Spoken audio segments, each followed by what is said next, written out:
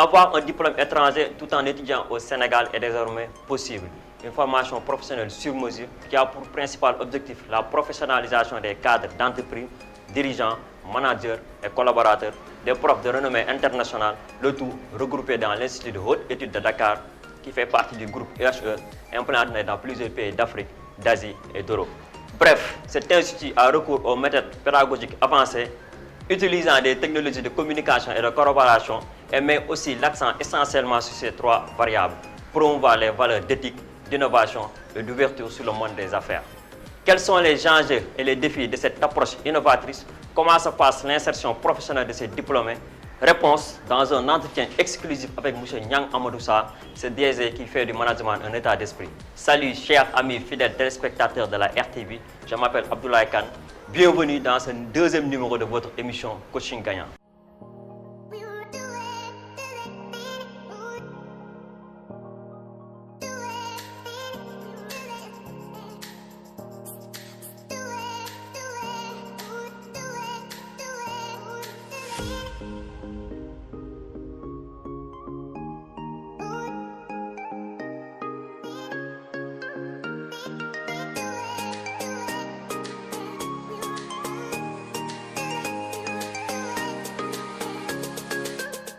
Bonjour, mon nom c'est Nyang Amadoussa, directeur de l'Institut des hautes études de Dakar.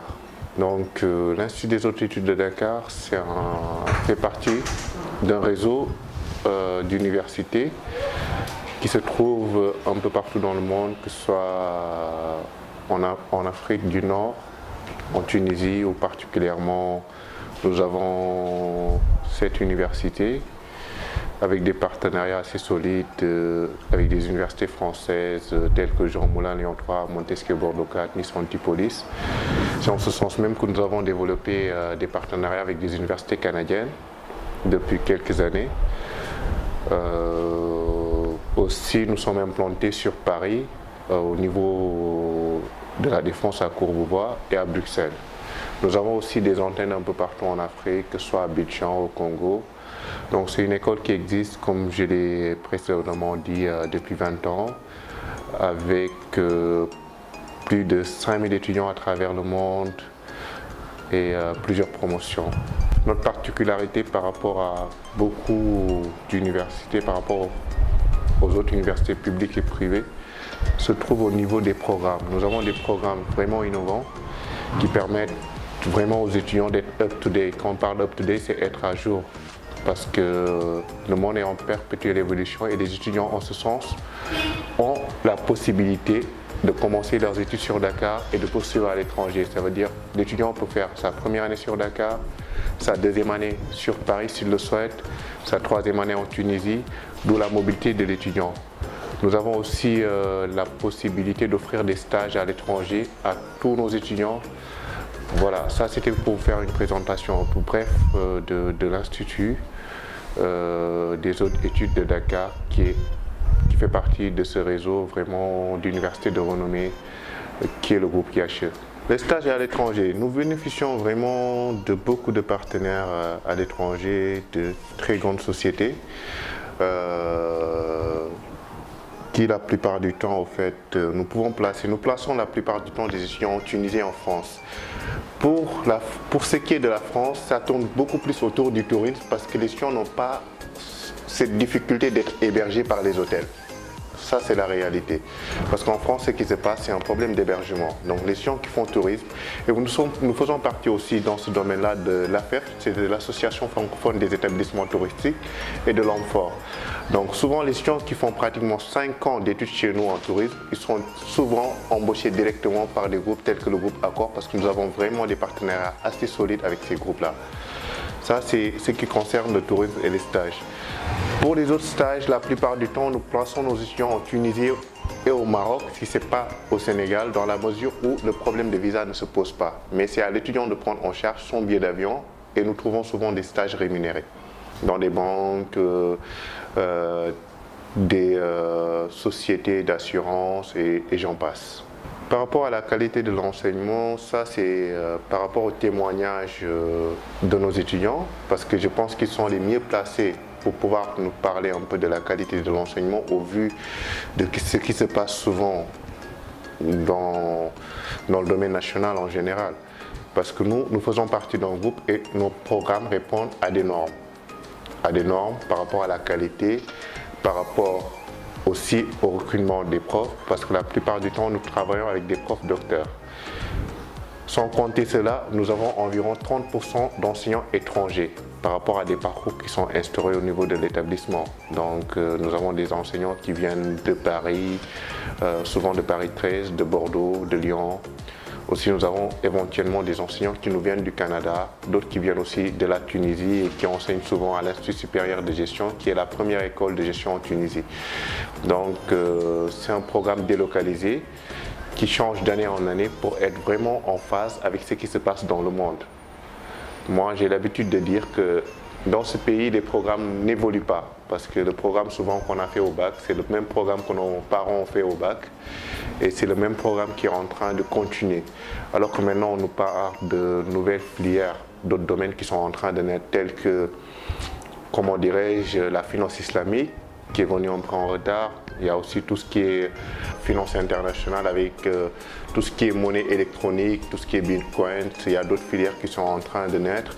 Donc nous faisons face vraiment à cette demande afin de pouvoir répondre vraiment à l'implantation d'entreprises étrangères qui seront éventuellement ici dans les années à venir.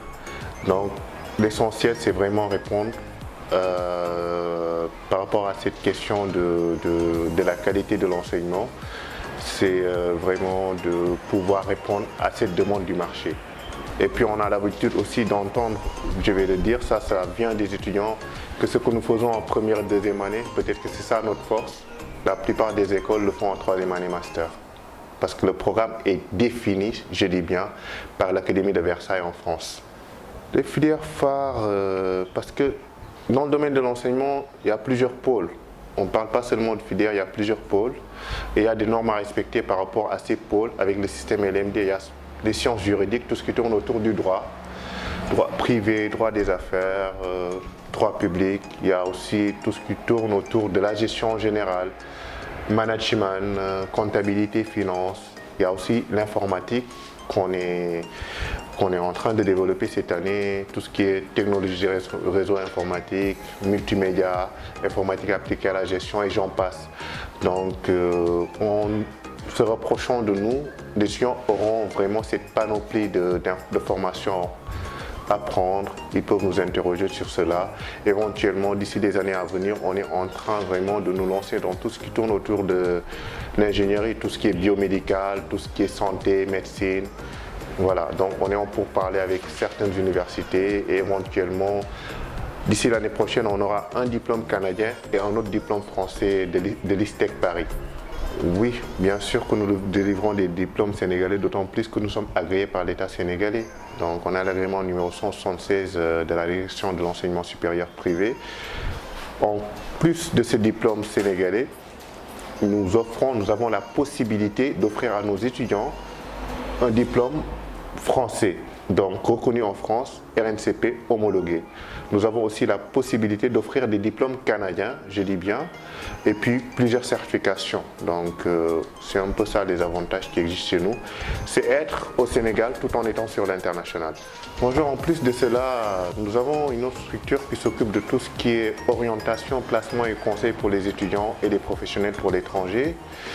En l'occurrence Mercuria, qui est une entité aussi de IHE, qui aide éventuellement les étudiants via son réseau de partenaires à travers le monde à trouver des admissions dans les plus grandes universités, que ce soit nord-américains, au Canada, aux États-Unis, et éventuellement en Asie, en Malaisie et j'en passe, dans le Maghreb, Maroc, Tunisie, où nous avons nos propres écoles, et en Europe, tout ce qui est France, Belgique, Angleterre, etc.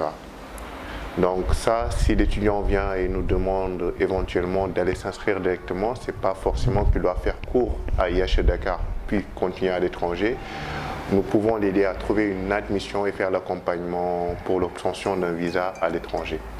Pour la réaction professionnelle, j'ai l'habitude de dire à mes étudiants que nous ne sommes pas là pour former des gens qui vont aller chercher du travail.